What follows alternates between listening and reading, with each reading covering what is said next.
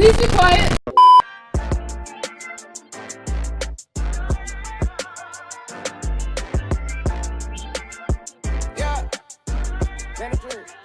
Hey guys.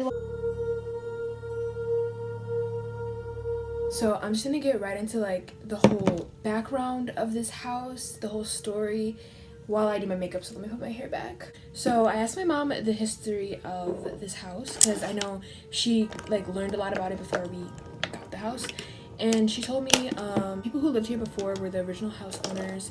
So basically this house was like built in like the 70s, 60s, like a long time ago. And so it was a family of 4. It was a mom and dad, and then a daughter and a son. So back in the 70s or like 80s-ish, you know, whatever, the parents were constantly updating their house. So, you know, constantly getting like name brand wallpaper, name brand furniture. Like they added a whole part of the house that wasn't originally there to make the house bigger than their neighbor's house. Like pretty much they had a lot of money and they used it on their house. They really loved their house. And, you know, I think especially the father, he was very like into the house. I don't know how to explain it. Like he just really loved his house, and the direct next door neighbors loved him. My neighbor right now, there's like 2 old guys living there, and they were friends with him, so they knew the family for a while. I think they lived there just as long as them. And so yeah, the next door neighbors adored him, loved the family. But the other neighbors that didn't know him as much, they envied him because, you know, he had money, he was making his house bigger than everyone else's, you know, had the name brand furniture, you know, the typical jealousy stuff. And so basically this house was known for being like the best in the area at the time. I mean, obviously now there's like bigger houses and people are updating things, so it's not the best right now, but it was the best at the time. As the parents got older, the dad fell really sick. So, you know, I don't know what exactly disease he had or what happened, but he basically fell really sick. So his son and daughter put him in like a nursing home or somewhere where like he can basically get the treatment he needed and live there.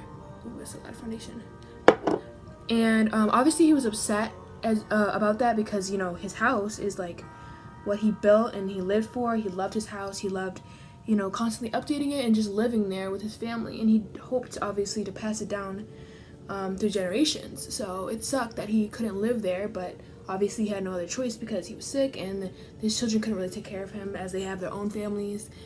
And so eventually, unfortunately, the sickness took over him and he passed away. Now, the sad part about it is that he loved his house so much and that he couldn't even, you know, live the rest of his life, you know, the last couple days of his life in his home. So I'd assume, which I don't know for sure, that he was pretty upset about that.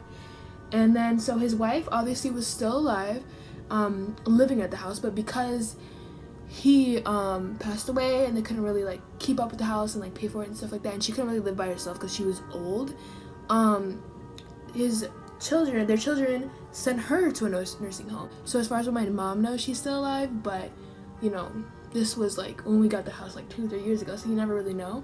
So basically the house was for sale and me and my family were living in an apartment building nearby, and we were hoping to move into an actual house. Would be our first house. And in my family, it's me, my 2 brothers, one older, who's like 19, one younger, he's 11. I didn't know their ages. And then, yeah, my mom and dad and me. And so we were looking in the area, and this was actually like the 3rd, 4th, I don't know, house that we looked at. And we liked the size. I mean, it had enough bedrooms for all of us. One thing I noticed that when we first came here is that it was very like old almost, like, because I know that the father passed away recently, so, you know, it wasn't like the 70s, but it looked like the house was still like an older house, like back in the day. Like this furniture was still the old furniture. Like there was like a Jesus, I think, a light fixture for the switch. I think I got rid of that and made it like a normal one. And there was like certain furniture. I can put pictures up of what it kind of looked like. Obviously I'm not gonna give you guys the address because it's where I live right now, but yeah, so it was very old and it just wasn't our type of style for the house. So we hired some people to get rid of the wallpaper, paint it like a regular like whitish color. We replaced some of the furniture, like there was like a couch or something, we threw that away and got like a more modern couch. And obviously I eventually got new furniture. So we did a lot of changing to it, and I always had this feeling deep down that like, what if, like, you know, because I do believe in like ghosts or like spirits or something. And it was like, what if he knows that we're like changing everything that he like built his house on and built his house for? Like, what if he gets upset, you know? And so I suspected, for some reason I had some kind of sense that there was some kind of entity or like ghost or spirit like living in the house, if that made any sense, but I didn't really know the full history of it. And so the first night that we lived here, the first night that we slept over, everything was done and moved in, I had this weird feeling, and I usually have like a certain kind of feeling, a vibe of the house, and for some reason it didn't really feel like it was home. It didn't feel like it was our house, but I knew eventually it was gonna feel like that, and right now it does feel like that. But it just seemed like I was like trespassing in someone else's house, and it didn't feel right. Quickly, like within the first week or two, I was starting to get like a lot of weird things were happening to me. So one thing that happens all the time is my door. You can't really see, but my door's right there, and every time I leave my door cracked open or left open, it like slams shut. And it's the weirdest thing to me, because like people are like, oh, maybe it's the wind, like who knows, but like my window is closed, so how is wind coming through my window and shutting the door? Like, it doesn't make any sense. And then it's like usually slammed, like the door is slammed, it's not just like lightly closed. I actually filmed this happening, so I'll show you guys it right now.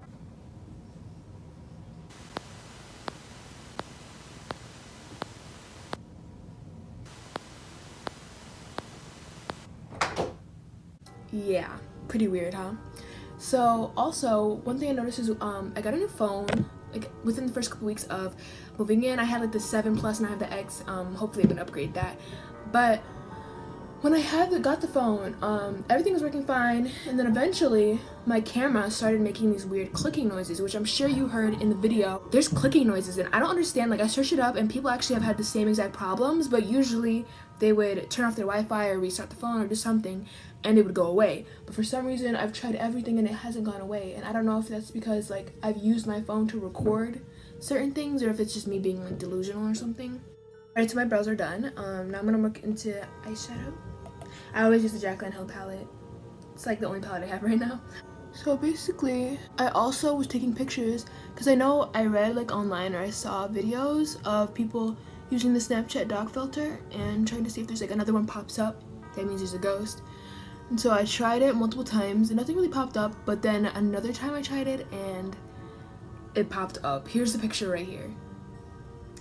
Yeah, so I'm like fully convinced there's something in my house, and I think that like I don't think he's a bad ghost. I mean, I think he just misses his home and the fact that like he couldn't even be here for the rest of his life. And you know, obviously the house isn't passed down to his kids. His kids sold the house to a family, so I think that's also upsetting him.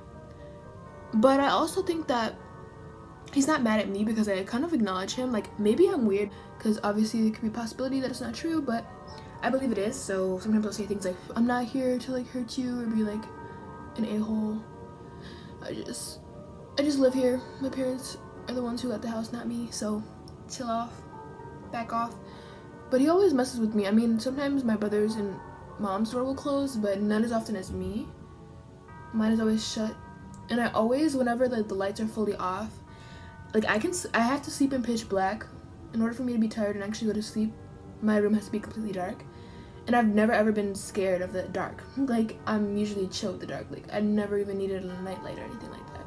So for some reason, when I turn the lights off in here in my room in this house, it's like there's someone standing there watching, like whether it's next to my head or like near the door. I feel like there's someone there. So every time I turn on the light, I'm like, dude, like who's in my freaking room? And there was this one time, it was like really scary. So basically I was sleeping, I had school the next day, and basically in the middle of the night I got woken up, and I don't know what it is. I don't know why. There was like no noise or anything, but I woke up and then I looked and I was like, I thought it was my little brother. I thought my little brother was in my room. I thought he was trying to like steal my charger. So I was like, what are you doing? What are you doing? I was yelling his name. I was like, dude, like, why are you in my room? And then I saw him grab my iPad and then run out the room. And I was like, what the heck? And the door didn't even open. So I was like, how did he leave my room?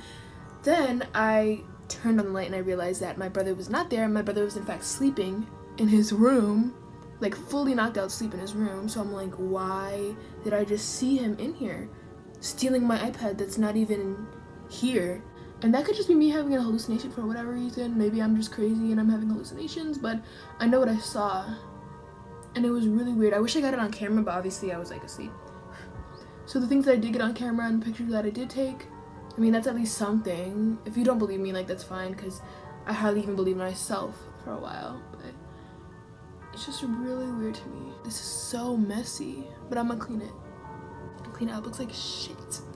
I haven't seen any pictures of like the actual people who lived here before, because I feel like that'd be stalking, and I don't even know like their names or anything like that. Nor would I tell you guys their names or anything, because that's, I got a message. I'll let you guys know if anything more happens, because that's really weird and concerning. Like, obviously I don't, even though I feel like ghosts can very much be real, I don't think that they can do anything. Like, they can scare you, but I don't think that they can actually do anything. So if you guys have any of your own ghost stories, feel free to comment it below, because I'm really interested in like if some of the things that are happening to me are happening to other people. And let me know, like, even if you're skeptics, if you like don't believe what's happening to me, or you don't think that it's a ghost, that you think that it's, oh, it's just the wind, it's just like a glitch on Snapchat, like the noises you're hearing is probably the pipes or something, you know, something like that. Because there's obviously like excuses for everything that's happening, I think, to a certain extent, but it's starting to get a little too coincidental. So is that even a word? It's starting to become too much of a coincidence.